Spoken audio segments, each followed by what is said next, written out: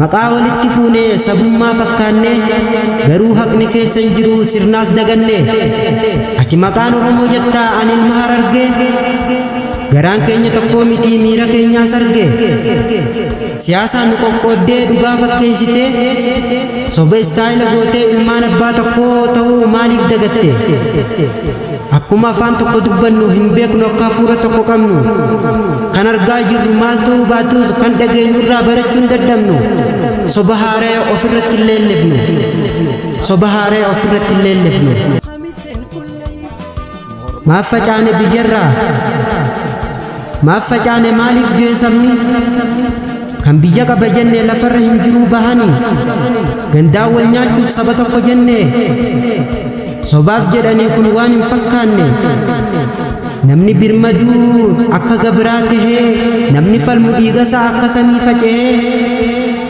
jaalalli biyyaa ittiin dhimma hin baane waan nu barbaachisu keessaa biyyi keenya hin taane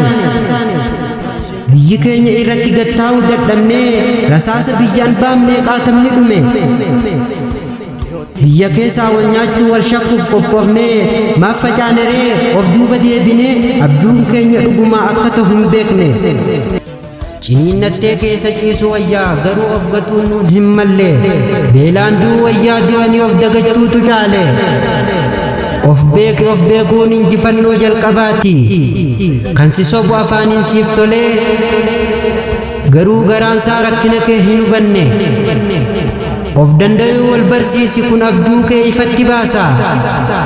yoon si waame akka inni ifatti dhaga'u na jabeessi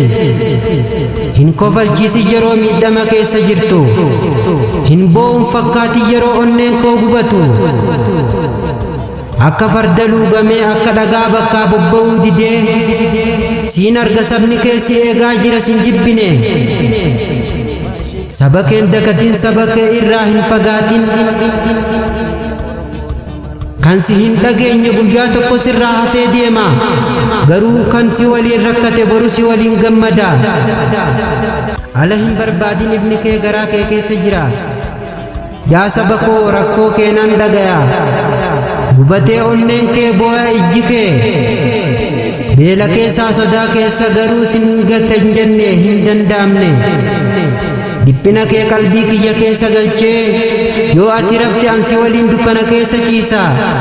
yoo si nyaatanii si dagatan ansiin tursiisa gara ifaattiin si baasa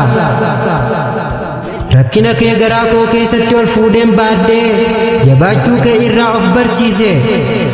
namni hundi si gatee garuu inni sin dhiisu gadadoon kee kan saatii si waliin dhaabbata hanga margi biqiluu hanga dhibeen fagaatu hanga onneen teenya tokkummaan boba'u saba keenya ol baafna cina cinaa dhaabbannee hin dhufna jettuu sanguma kootii nan qophaaya hin hafne sabni koo walirraa ifiinan dhokatinaa dukkana keessaan ceehaa rakkina garagaraa obsee baaddadheen gara furuuttiin fixuu miiladha siyaasa sabaaf ta'u osoo tahe kaleessa nu salphisu yeroo ajjeefamnee hidhamne beelaan miidhamne ati eessa turte kitaaba bal'inaan barreessitee garuu gara duubaa jallistee siyaasa ta'e yoo teessoo qofa tahe damma afaaniin dubbattu garuu onnee keessa bishaan gogsitee saba keetiif nageenya kennuu dhiiftee ati garuu ijoollee isaaniif hawwiin waraana callisee maaf garaan naara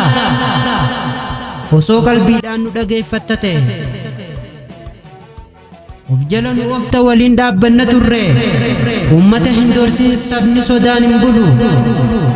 sabni dhiiga isaa itti dhabe ati garuu sirbaa oolta rakkoo kaleessa lafa jiru haareetti hin kaasuu dhiisee irraan tarkaanfachuudha isaan nagaya kan abbaan keenya lafee dhabee jaarsi keenya daaraa nyaatee uffanni qarshii malee hin jiru mana barumsaa hin seenne turuu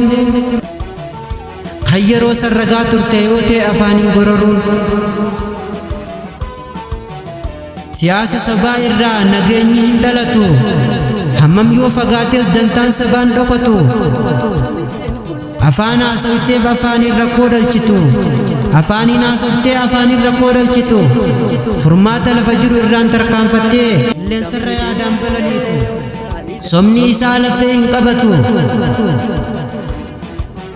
tooftaan doorsisaa yeroo gabaabaa qofaa mee arguuf jirtu